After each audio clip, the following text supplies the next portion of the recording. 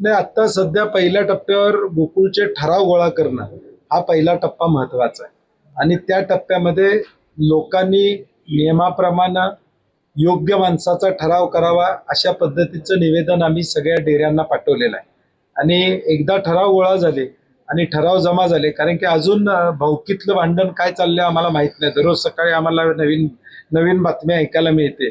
एक भावकी म्हणत्या बांधावरचं भांडण आमचं मिटलेलं आहे, बांध वाटलेला आहे. दुसरी भावकी म्हणत्या अजून मिटलेलं नाही, अजून वाटण्या व्हायच्या आहेत. त्यामुळे हे भावकीचं भांडण लोकांच्या पुढे अजून चालू आहे. त्यामुळे आता किती संस्था रद्द होणार, किती संस्था राहणार, या सगळ्यावर उद्या सगळ्या गोष्टी ठरतील. नाही, शेवटी तुम्ही बघितलं तर गेल्या 30-40 वर्षामध्ये पश्चिम महाराष्ट्रामध्ये विशेष करून अगदी पुण्यापासून सोलापूर, सांगली, सातारा हा कोऑपरेटिव्हचा बालेकिल्ला राहिलेला. इथं पक्षविरहित सहकारी संस्थांच्या निवडणुका लढवल्या गेल्या म्हणून या संस्था टिकल्या. पक्षाचा लेबल घेऊन कधी जिल्हा मध्यवर्ती बँकेची पायरी आम्ही चढलो नाही, गोकुळची पायरी आम्ही कधी चढलो नाही. त्यामुळं शेवटी ही 5.5 लाख शेतकऱ्यांशी निगडीत संस्था आहे. ती पक्षापेक्षा शेतकऱ्यांचा हिताचा निर्णय घेणारी असली पाहिजे अशी माझी भूमिका. नाही, भाजपचं तुम्ही एकूण गणित बघितलं तर स्वतःच्या भाजपच्या कार्यकर्त्यांच्या बळावर भाजप सत्तेवर येऊ शकत नाही. हे काँग्रेस फोडणं, इतर पक्ष फोडणं हे या ठिकाणी दिसतं. आज आता त्यांचे 11 उमेदवार जाहीर झाले. उमेदवारांना बघितलं की आदल्या दिवशी प्राजक्त तनपुरे गेले आणि दुसऱ्या दिवशी तिकीट त्या ठिकाणी मिळालं. म्हणजे एसटीचं सुद्धा तिकीट मिळत नाही, ते 8-10 दिवस आधी बुक करायला लागते. म्हणजे एसटीनं जायचं असलं तरी बुकिंग करायला लागते आम्हाला. आता विधान परिषदचं तिकीट 24 तासात मिळते भाजपमध्ये, कुठल्याही पक्षात नाही गेले. ह्याच्यापेक्षा किमया आणि आजचे दिन भाजपच्या कार्यकर्त्यांसाठी काय असू शकतात? हेच आजचे दिन आहेत भाजपच्या मूळ कार्यकर्त्यांसाठी. पार्टी बी डिफरंट नाही, प्रयत्न केला तरी शेवटी त्या तिथं खंबीरपणे या ठिकाणी लढा देत आहेत. लोक त्यांच्यावर राहतील असं मला वाटतं. नाही, ते एकत्र असले तरी दूध उत्पादक माझ्या बाजूने असणार आहे, कारण की त्यांना जो शब्द आम्ही दिला होता 2 रुपयाचा 14 रुपये दरवाढ या ठिकाणी दिलेला आहे आणि ते नाकारू शकत नाही. तुम्ही, माझं म्हणणं तेच आहे की 3 महिने तुम्ही गोकुळची बदनामी का केली? तुम्हाला जर गळ्यात गला घालायचाच होता तर मग आमचा गोकुळ ब्रँड जो देशभर होता तो बदनाम त्या ठिकाणी तुम्ही का केला असं आमचं मत आहे. म्हणजे मी म्हणलं तसं भावकीचं अजून मिटलेलं नाही का, मिटलंय हे माहीत नाही. त्यामुळे ते ज्यावेळी पॅनल होईल, प्रत्यक्ष निवडणूक लागेल, त्याच वेळी सगळ्या गोष्टी पुढे येतील. नाही म्हणजे हा एक कायदेशीर दरोडा टाकायचं काम मतासाठी सरकारनं त्या ठिकाणी केलं. गरज सरो वैद्य मरो अशी परिस्थिती आहे. 80 लाख महिलांना तुम्ही पात्र कसं केलं? मग आमचं म्हणणं आहे की मग तुम्ही पात्र त्यावेळी केलं होतं, मग आता अपात्र का केलं? आता त्यांच्या मताची गरज नाही, तुम्हाला त्यांचं मतदान मिळालेलं, आता त्या महिलांची गरज नाही म्हणून आता तुम्ही त्यांना त्या ठिकाणी अपात्र करून त्यांना बाजूला काढ. मग पहिलं पात्र करून फक्त मतासाठी त्यांचा वापर तुम्ही या ठिकाणी केला.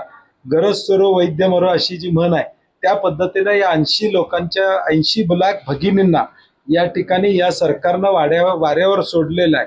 त्यामुळे लाडके भाऊ 2 आता, म्हणजे आता दादापूर्वी आता नाही आहेत आपल्यामध्ये, परंतु लाडके भाऊ जे वर्षभर चाललं होतं ते आता लाडक्या बहिणींना देखील लक्षात आले की भाऊ नेमका कसा होता. अजून बरेच पाणी वाहून जाणार आहे, बरेच 2-3 महिने. आता अजून गोकुळची निवडणूक सुप्रीम कोर्टातनं लागलेली आहे, परत त्याच्यावर काय होणार आहे चर्चा अशी आम्हाला ऐकायला मिळते, काय माहित नाही. रणांगण जसं जसं येईल तसं तसं मोरे अट्रॅक्टिव्ह आत्ताच सगळं सांगण्यात पॉईंट नाही, होतील ना. शेवटी 25 उमेदवार आमचे उभे राहणार, हे एवढं कन्फर्म आहे. मी मागचं पॅनल करताना प्रत्येकाच्या घरी गेलो होतो, प्रत्येकाला सन्मान दिला होता, प्रत्येकाला बोलवून घेऊन पॅनलमध्ये त्यांच्या मर्जीप्रमाणे जागा देण्याचं काम प्रकाश आंबेडकर असू देत, चंद्रदीप नरके असू देत, संजय दादा आणि मी स्वतः प्रकाश आंबेडकरांना पहाटे भेटायला गेलो आणि त्यांना भेटलो. राजेश पाटलांना भेटायला मी स्वतः गेलो. आमची भूमिका त्यावेळी होती सगळ्यांचा सन्मान ठेवून प्रत्येकाला देणं. आता त्यांनी ठरवायचं आहे तुमचा सन्मान कुठं किती ठेवला गेला. ते काय आहे की हे वाद निर्माण करण्यामध्ये कुणाचा काय उद्देश आहे मला माहित नाही, परंतु माझी भूमिका मी काय सांगतोय की बाबा 5.5 लाख शेतकऱ्यांचं जीवनमान याच्यावर अवलंबून आहे, त्याला प्रायोरिटी माझी भूमिका असणार. बायकॉट गोकुळ करणं संयुक्तिक नाही. मुळात प्रशासक नेमण्याबद्दल मुश्रीफ साहेबांनी मुख्यमंत्र्यांना 22 वेळा सांगितलं होतं की प्रशासक नेमू नका म्हणून अशी चर्चा आहे. ते 22 वेळा त्यांचं ऐकलं का नाही मला माहित नाही, अजून ऐकलं. मुळात चंद्रकांत दादांचं प्रशासक मंडळ करत असताना प्रशासक मंडळाचा अध्यक्ष कुणाला तरी करावं अशी त्यांची भूमिका होती. ते मुख्यमंत्र्यांनी ऐकलं नाही आणि अधिकारी नेमला प्रशासक म्हणून. नाही तर चंद्रकांत दादांचा प्रस्ताव वेगळा होता, प्रशासक कुणाला नेमायचं, त्याचा उल्लेख मी आता करत नाही आणि उद्याची गणित मला अजून माहीत नाही, त्यामुळं आज त्याच्यावर बोलणं संयुक्तिक नाही. त्यामुळं प्रशासक तुमच्याच काळात आला, महायुतीचं सरकार आहे, महायुतीचा चेअरमन आहे, मग ही वांदी का लावली तुम्ही, असं आमचं सातत्यानं माझं म्हणणं तेच आहे की बाबा या तक्रारी या सगळ्या गोष्टी कशासाठी या केल्या. ताबडतोब मुदत संपल्या निवडणूक लावायची होती, विषय सभासदांनी उत्पादकांनी निर्णय घेतला असता. माझा मूळ उद्देश काय पहिला की गोकुळ ब्रँड टिकला पाहिजे, यासाठी कोण प्रायोरिटी देणार आहे. 5.5 लाख शेतकऱ्यांना आम्ही दर 10 दिवसाला 80 कोटी रुपये देतो. हे शेतकऱ्यांचं या जिल्ह्याचं अर्थकारण हे ऊस, शेती आणि उद्योग या 3 विषयावर चालतं.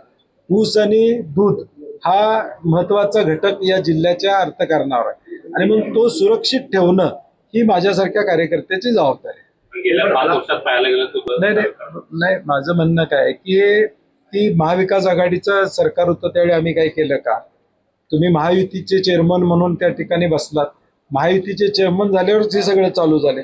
म्हणजे त्यांच्यातल्या भांडणाचं नुकसान गोकुळवर होऊ नये एवढी आमची अपेक्षा आहे. एक जिल्ह्यातले कंट्रोल मुख्यमंत्र्यांच्या जिल्ह्यातले नेते कुंकवत आहेत हे दर्शवतं. तुमच्या जिल्ह्यातल्या नेतृत्वांमध्ये कुंकवतपणा आहे म्हणून तुम्ही करू शकत नाही.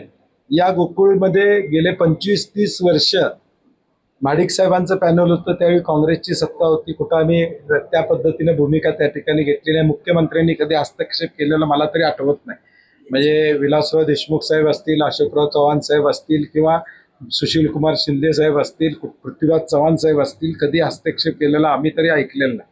परंतु आता जिल्ह्यातलंच नेतृत्व कुंकवत असेल तर मग राज्याच्या नेतृत्वाला हस्तक्षेप करायला संधी मिळते.